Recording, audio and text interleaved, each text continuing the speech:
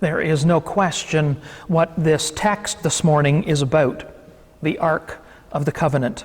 It is mentioned over and over again, 9 times in all, and so is David. His name comes up even more. And David brings the Ark of the Covenant into Jerusalem. That's what this text is about. But so what? Why was it so important back then, and what does this old story have to do with us today? Let's follow the ark as David brings it into his capital city. Now, all is well in Israel at this time. They have a new king, God's own choice to lead God's chosen people. King David has conquered Jerusalem and established it as the strategically placed capital city of all of Israel, and he has renamed it the City of David. With help from his first international ally, David has built a splendid cedar palace. His family has grown as he's added wives and they have had children, and he has just won 2 overwhelming victories over Israel's perennial enemies, the Philistines. All that remains is to get the Ark of God into the new capital city, so that it is not only the political center, but also the religious center of Israel. That ark was the centerpiece of the Israelite religion, the most visible symbol of the presence of God among his people, the place where the Lord Almighty is enthroned between the cherubim that are on the ark. King David has recently become the symbol of God's presence with Israel, but he knew the ancient tradition about the ark, so he realized that he needed to bring that ark into the city. It was only then that the city and his kingship would visibly become the city and the kingship of God. As one scholar puts it, when David brings the ark to Jerusalem, he literally brings God into the center of his kingship. Well, where was the ark? Well, the golden box had had a rough time of it recently when Israel decided to use it as the centerpiece of their battle strategy in its war with the Philistines. Marching into battle with the ark leading the way, the strategy backfired. The Philistines captured the ark and took it home with them, celebrating their victory over Israel, but also over Israel's not-so-powerful God, it seems, until things begin to go terribly wrong for the Philistines. Their main god was toppled from his throne. A terrible disease broke out among them. They quickly traced all of their misfortune to the power of Yahweh, and they sent the ark packing on a cart. It ended up in the home of Abinadab, where it lay gathering dust for quite a while. Now, David saw his recent victories over the Philistines as that perfect opportunity to bring the ark home, to Israel's home, so he goes to the house of Abinadab.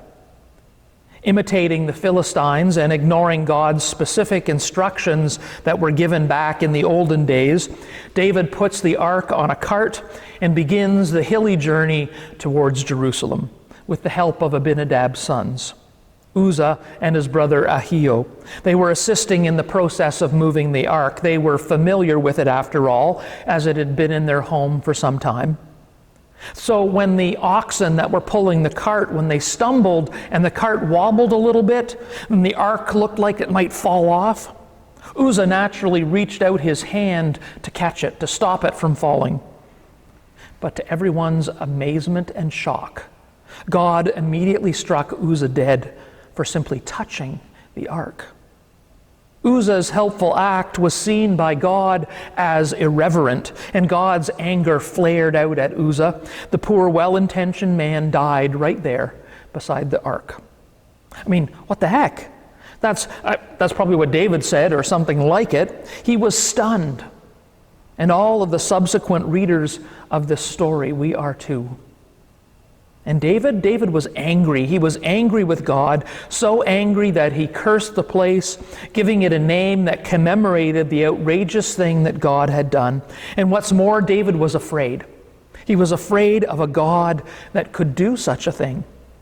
And he didn't want that ark anywhere near him, so he stopped the procession and left the ark there. How can the ark of the Lord ever come to me? And so the ark came to reside at the home of Obed-Edom. It stayed there for 3 months. It might have stayed there forever if Obed-Edom hadn't been so blessed by the presence of the ark, which meant, of course, the presence of God. And so, over those 3 months, as David began to hear about all of that blessing to Obed-Edom, he reconsidered his anger and his fear and decided that it was time to bring the ark back to Jerusalem, where he and his peoples would be blessed by God for many years to come. So, all's well that ends well, right? Not really. We still have to consider this terrible event. What are we to make of it? It seems so out of character for the God who delivers his beloved people, the God who identifies himself as Yahweh, the covenant partner of Israel, the compassionate and gracious God, slow to anger, abounding in love and faithfulness, maintaining love to thousands and forgiving wickedness, rebellions, and sins. How could such a God, this self-described God, just obliterate a faithful Israelite for a well-intentioned action? The only possible answer anyone has ever given lies in the next word from that self-description that you just heard, which is from Exodus 34. The next word after all of that about God is the word yet. Yet he does not leave the guilty unpunished. There is a yet to God, a something more, another dimension to God's incomprehensible person. And that yet is, of course, his holiness, his otherness that prohibits mere humans like you and I and like Uzzah from treating God as one of us, as one of the boys, as a buddy to slap on the back of the neck and on the back of the shoulders and go out for a beer with. God is not our buddy. God is God. Someone has referred to the biblical tradition of the absolute, untouchable, dangerous holiness of God. And we have seen it before. We saw it on Mount Sinai. We heard it in the warning language about the danger of seeing God's face. We don't like it. It's off-putting, but it is a reality. That's why the God who wanted to dwell among his people in order to bless them gave them very specific, detailed instructions about how to handle the visible symbol of his presence, the ark. It had to do with the rings that were built into the ark through which long poles were put. And specially chosen priests, they hoisted the ark onto those shoulders so that no one would touch the holy symbol of God. And when Uzzah did touch it, he violated the firm rules for how God's people were supposed to deal with the holy presence. And the result was exactly what everyone should have expected. But it also makes us angry and afraid. But I'll come back to that in just a little bit. Now we have to see how the story really ended instead of where the lectionary ends it at verse 19. For it ends with two very angry people, David and one of his wives, who we hear mentioned briefly, Michal, the daughter of the late King Saul. When David had danced with all his might at the front of the procession bringing the ark into Jerusalem, his wife Michal was standing at a window observing the spectacle. And that's exactly what she saw, a spectacle. The embarrassing spectacle of her husband, the king of Israel, leaping and twirling and shaking his booty right in front of everyone, including the slave girls of Israel. Verse 14 says that David was wearing only a linen ephod when he danced. Now, an ephod was the undergarment worn by priests, a tight-fitting, sleeveless, hip-length garment that went under the more ornate robe. David has apparently cast aside his royal robe and danced in his undergarments. Now Michal was outraged, and she let David know in no uncertain terms that this was not kingly.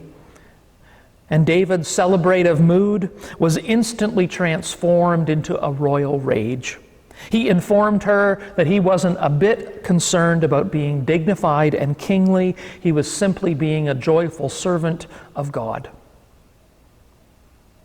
I'm not worried about what you or the slave girls think, he said. I am dancing before the Lord. And so to David, this outlandish dance was nothing more than a demonstration of his faithful commitment to Yahweh, a commitment so deep that he was willing to relinquish his respectability in his service to God. He was truly a servant of the Most High and Holy God. I still remember one of my first services at St. James in Blantyre, Malawi. We always started worship with 2 or 3 praise songs, and the whole church would often be up dancing in the aisles. And I would be standing up at the front of the church, like I am right now. I'd be wearing my black robe and clergy collar, and I'd be trying to clap my hands along with the beat. And I'd be feeling really awkward, and I'd kind of be shifting back and forth, pretending I was dancing, but I wasn't. And on this particular Sunday, we were singing a song that actually had the words "Dance to the Lord" in the chorus. And everyone was dancing. Everyone was in the aisles or in the pews because there was no more room in the aisles. Everyone was dancing. And I'm standing there, and my colleague, my Malawian colleague, Reverend Sangola, he came bounding across the stage, and he hooked his elbow in my elbow and began to twirl me around the front of the church like a mad whirling dervish. And I can still remember how embarrassed I felt. I can still imagine the redness of my face creeping up, that heat, you know, that you feel when you're embarrassed, the heat that rises up to the top of your head. And there I was, twirling around on stage, dancing to the Lord. And yet I was embarrassed. I was no King David that day. But it is also too easy for a preacher to take this passage today and say that we should all just dance for joy in God's presence. It's an important point. We should celebrate. But it's not the main point of the story. The main point is seen when we compare the 2 prickly stories, the sudden death of the well-meaning Uzzah and the long celibacy of the well-meaning Michal, who confronts David and says, "You're an embarrassment." They both point to the issue of how God's people are to approach and live in the presence of God. When we come into the presence of the living God, we can't be too careful and we can't be too carefree. Uzzah was not careful enough, and Michal was way too careful.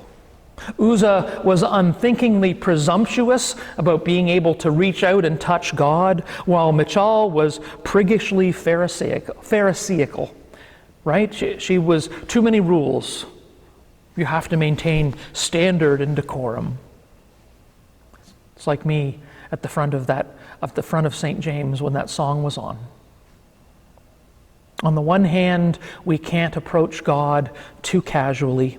But on the other, we can't be so strict that we don't experience the joy of the Lord. Don't touch, but dance your head off. Respect the holiness of God, but rejoice in the grace and mercy of God. And if all of that is a bit hard to keep straight, we can be glad that we have a surefire way to approach and to live in the presence of God. The letter to the Hebrews, it takes all of these Old Testament rules, all of these rituals and institutions and stories, and it says this in verses 14 to 16 in chapter 4. In Jesus Christ, all of this has been fulfilled. Jesus is better than any of these holy things. So, for example, Hebrews describes Jesus as a high priest who has gone through the heavens and through our temptations. Thus, he is a sympathetic high priest. who can bring us into God's presence safely. Let us then approach the throne of grace with confidence, so that we may receive mercy and find grace in our time of need. Therefore, brothers and sisters, since we have confidence to enter the most holy place by the blood of Jesus, by a new and living way, opened for us through the curtain that is His body, let us draw near to God with a sincere heart and full assurance of faith. In the end, this story, with its joy and its anger, with its good news and its bad, it invites us to approach our holy God through His Son, Jesus, who has satisfied all the requirements of the law and suffered under all the penalties of the law. We simply have to remember that God is God and rejoice that God has become one of us through Jesus Christ, so that we can come to Him in confident joy. Amen. Our hymn, number 250, I Danced in the Morning, also known as Lord of the Dance.